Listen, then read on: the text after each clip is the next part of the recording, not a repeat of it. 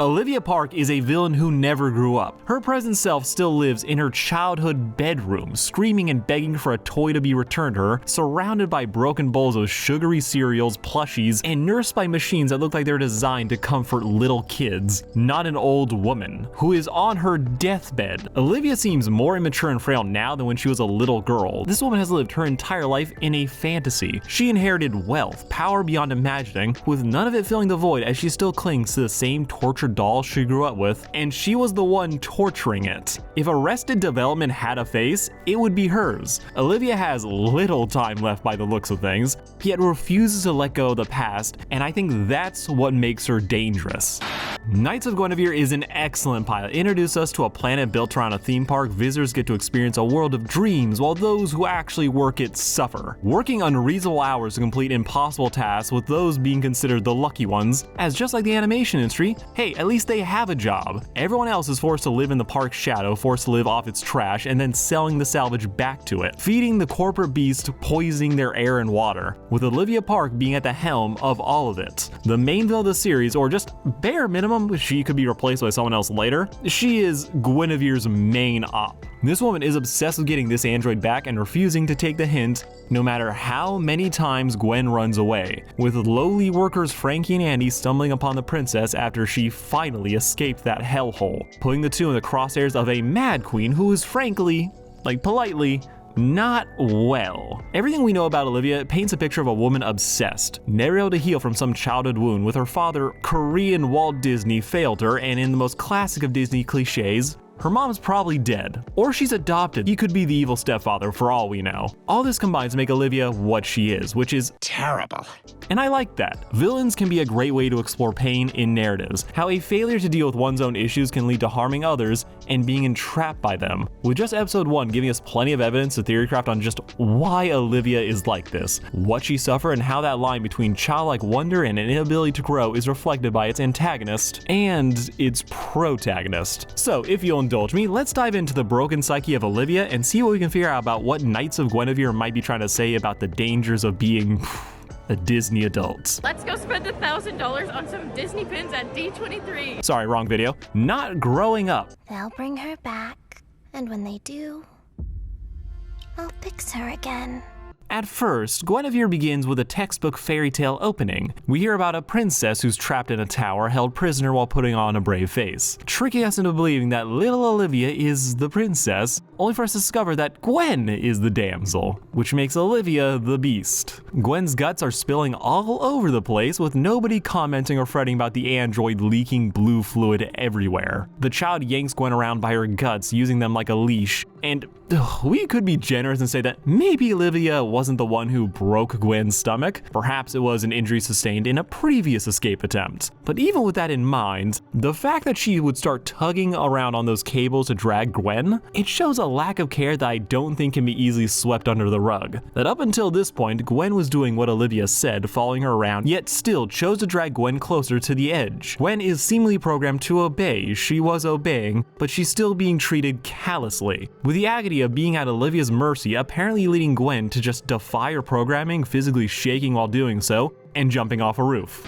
Aim for the bushes. This was an escape attempt, and it wasn't the kind of escape attempt I initially thought it was, as Gwen is just trying to get away. She figured she could take it, with any damage that this might incur being worth it if it meant getting her away from this tower, to free herself from Olivia. It's our new kingdom. Isn't it pretty? This child scares me. She's unfazed by all the horror around her, the realistic looking guts, Gwen jumping. Something seriously wrong with this kid, a fact that even her dad is incredibly unsubtle about. I hope this can make up for... I don't think I need to say it.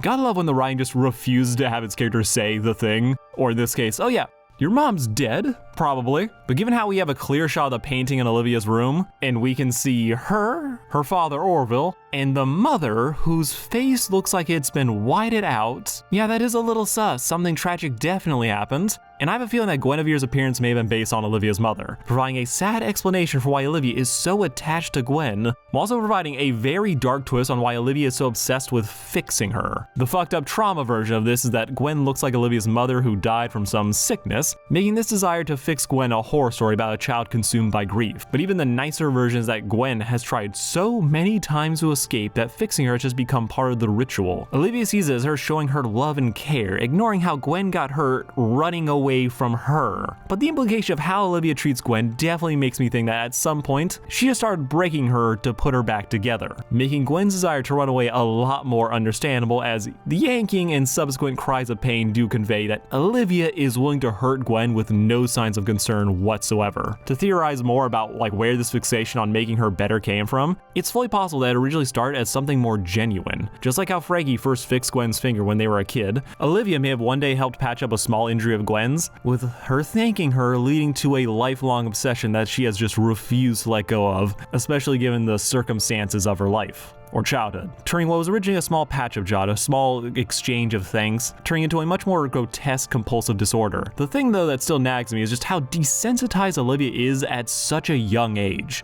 Gwen's anatomy is very lifelike. Olivia becoming dead to the blue oil and guts is something that I need to see what her backstory is. She really could have just taken Gwen apart so many times that she stopped caring, but from the first scene, that quiet emotionless demeanor, that is her default. When her dad is telling her how he's gonna give her the park for her birthday, it's a very telling choice how we see the light of the park shine in her eyes, only for it to fade away, showing how dead her expression actually is. All of this light and promise doesn't reach her, as she just won't let it in, conveying the idea that she might be trapped in the past and refusing to move forward. When Gwen escapes, she can't even muster up a shrug, so it really does make me wonder, what was the exact traumatizing event that happened to Olivia that just caused her to shut down to this degree? Treating Gwen like she's property is one thing, but all the other ways Olivia dehumanizes Gwen and doesn't react to the suffering around her, not the pleas from her father, speak to something more than just her seeing Gwen as a toy. The messed up part of me does wonder if the incident from her past is something very graphic in nature, being all the violence we see in the show that can be traced back to this one event and one Olivia witnessed. The mom is a goner, but I also think it's possible that the dad didn't escape unscathed either, just like Olivia.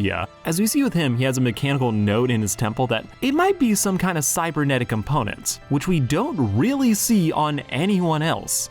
I went back through the episode and couldn't find anyone with mechanical limbs, only robots with strangely organic ones. Is he a cyborg, or is this just an android pretending to be her father? It's a mystery, kind of like how Olivia's hair went from black to white. I honestly felt so stupid for not noticing this sooner, but in the family photo, there are two strange discrepancies between the picture and the characters we actually see. The first being, Olivia's hair color is completely different. It's such a stark difference that it makes me curious on just what exactly happened. The Ghost Boy fan in me wants to say something dramatic like, "There was a great big flash, everything just changed." But the less extreme answer could be that Olivia may suffer from some autoimmune disorder that causes her hair to go prematurely gray. Hence why every time we see her, she's in her room. The robots helping her could, and emphasis on could, be people in hazmat suits trying to not infect her. But we also see Olivia doing a whole red carpet event, with all the flashing lights saying oh, there's people there taking their photo. So the jury's still out on that diagnosis. But the other curiosity that I noticed is that Orville's hair is also different. He's missing the gray on his temples we see in the present, and I don't know, he may have slipped the artist an extra $50 to make him look younger, but it is an interesting change given how Olivia looks about the same age in this painting. So not too much time passed between when this was done and when we see them at the beginning of the story. So in a short span of time, a lot may have happened. Orville's line about, "Oh, you're here now," I feel like that is the single biggest oh, I actually don't know what he's referring to, as it could truly be anything. He's a kidnapper, but we don't know. But what we do know is that her dad definitely wasn't helping her mental states. Embrace it. Let your past fade away. I think it's incredibly funny that this dude would rather give his daughter a theme park versus taking her to therapy. He seems to have the right idea that Olivia needs to embrace having a brighter future, but he's doing it in such a way where okay, just let go of the past. with him not really doing much else to push that idea forward, besides giving her a job. So while he cared for her, he didn't know how to take care of her, letting this obsession with Gwen keep going, even if it was like holding this girl's mental state together. Letting your child rip a very, very accurate and lifelike robot to pieces again and again, that's like something you should definitely have checked out, my guy. Making his decision say, okay, I'm not gonna send you to professional help. No, I'm gonna give you a theme park with that robot's face plastered all over it. It's an incredibly dumb idea. Now the flip side of this is the idea that, oh, maybe Orville doesn't actually care about Olivia. Maybe he just wanted a successor to take over the family business, as he does seem kind of annoyed when he brings up letting go of the past. He is really giving, oh, will you just get over this already?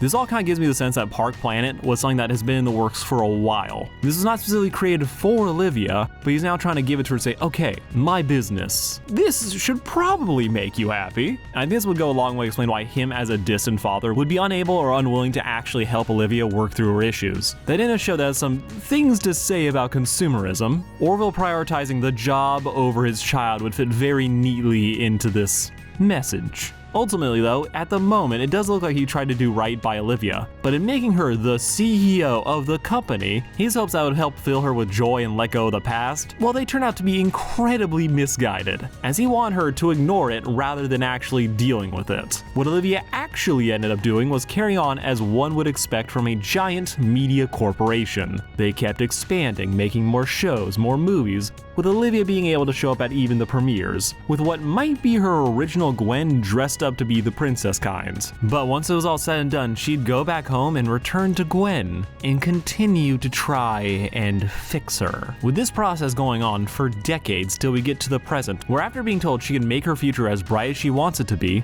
the Olivia that we see is trapped in the dark, bathed in creepy green lighting, attended by these mascot-looking machines, with all the evidence from her room pointing to the idea that she hasn't evolved since she was a child. Her floor is covered in broken cereal bowls that look like they were thrown by her in a tantrum. There's a bunch of get well balloons, with just this room looking exactly the same as when we last saw it, just now with more mechanical servants and pipes that are apparently keeping her alive. Olivia, despite living for so long, is still living in the past. She's old, frail, and the way she begs for Gwen to be brought back to her, shouting it repeatedly, makes it seem like she's not all there. This isn't the cold, non-responsive child we saw before. All that sameness and control has evaporated, leaving this frail old woman, acting more emotional and childish now than when she was little. That this is who she has always been, that when stripped of her control, that she's dying, that she's fading away, probably on so many medications, this clawing need for Gwen is all that's left. It's what she's built her whole identity around. Not the company, not her money, just this possession. This robot she sees as a toy and talks to like it's a lost child or a pet. She's pleading that she can do better this time, that she can fix her. Meanwhile, it doesn't look like she can get out of bed, so she can't grow as a person, and it's sad. None of the things here feel like people, meaning Olivia's just all alone in her tower, just like she's always been, and this is why she's so dangerous, as in this stage she will probably do anything to get Gwen back. Broad strokes, we understand why she's like this. However, she is still a threat to others. With all this trauma, all these issues, this immaturity in romanticizing her relationship to Gwen, it's all foiled perfectly by Frankie. That memory is still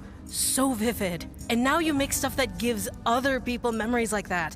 I just think that's cool as shit, D. Frankie is an interesting case of us knowing exactly who she is, but also having no idea what her deal is. Boisterous, goofy, and a bit of a dreamer, Frankie toes the line between being this pure-hearted protagonist, only for that to be tinged in this worrying case of this bitch be hallucinating. All monarchs are usurpers and descendants of usurpers. So while clearly a good person, willing to get in a little trouble to help her friend by stealing from a local small business owner, we now have to look at her character with a little bit of wariness, as we can't be sure to what degree her mental state is compromised. From just our first impression, Frankie seems to be a kind individual with a very optimistic, borderline naive view of the world. That she sees all the pollution caused by the park, the filth it dumps on those beneath it, it still holds a lot of nostalgia for it. Romanticizing this idea that it's the this place that makes kids' dreams come true. Meanwhile, the poor who work in the industries built around it suffer and are apparently being poisoned by a disease called blue lung. It's probably not public knowledge that the two things are connected, yet this romantic view Frankie has of the city, her connection to Gwen, still very much cherishing that memory of how they met at the park, with her fixing that finger being something of a core memory that she looks back on fondly. Similar to Olivia, Frankie has a deep emotional connection to Gwen, but unlike Olivia, Frankie has to actually live in the real world. She has people, aka Andy, who look out for her and support her. Frankie doesn't have the time or the luxury to make Gwen her whole identity, leaving room for her to have different interests and relationships that make her a more well-rounded person. While the talking animals is very concerning, Frankie's view of the park, while not taking the full situation into account, still has its merits, as yes, the park is a place that brings a lot of joy to the kids who can afford to go there. It's probably specifically tied to her own experience and not the horror story that other people had to go through, like that one Gwen incident, but is an optimistic view that you can get behind, even if it means not bringing up the clear health hazards that the park represents. Frankie has got that childlike whimsy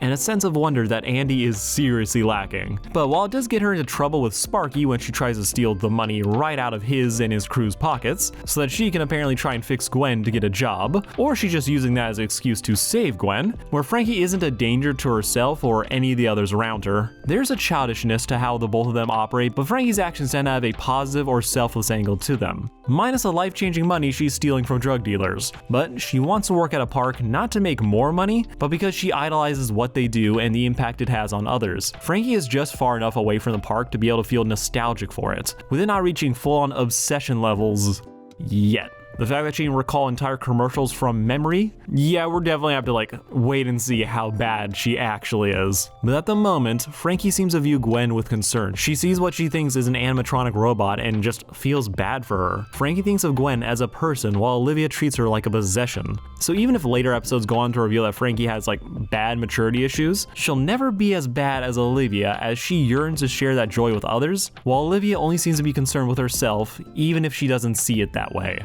I'm very curious to see where the story will go next from here, but you've heard me say that more than enough. I just need to see what happened with Olivia, just how she became like this, what's up with her hair, and how much these thematic threads will be carried forward, or if I'm just full of shit. It's happened before, but I'm always happy to be proven wrong. So we're just gonna call it here before I say something that ages truly horrendously. Thank you all for watching, like, share, and subscribe. Love you all, peace out.